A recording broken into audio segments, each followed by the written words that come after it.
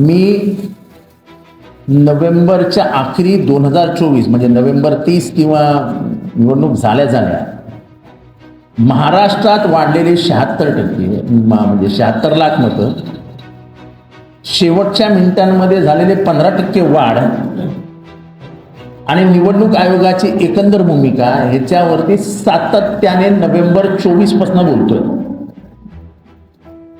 तुम्ही फक्त उडवाउडवीची उत्तरं दिली. इलेक्शन कमिशन ऑफ इंडियाला विचारलेल्या प्रश्नाचं उत्तर एकही इलेक्शन कमिशन ऑफ इंडियाने दिलेलं नाही.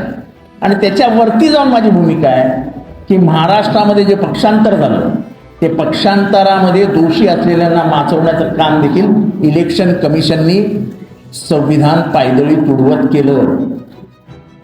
पक्षांतर्गत कायदा एवढा मजबूत असताना कुठलाही पक्ष फुटल्यानंतर दुसऱ्या पक्षाचं अस्तित्व तुम्हाला सेपरेट निर्माण करता येत नाही. तुम्हाला संबंधित सक्तीचे आमदार म्हणजे संख्येचे आमदार कायद्याच्या कक्षेत जर बसत असतील तर त्यांना पक्षात विलीन करा अशी भूमिका असताना सेपरेट पक्षाचं अस्तित्व मान्य केलं. अरे ज्या बापाने पोराला जन्म दिला त्या बापाच्या हातातनं पोरगा काढून देऊन तुम्ही दुसऱ्याच्या मांडीवर बसवलं.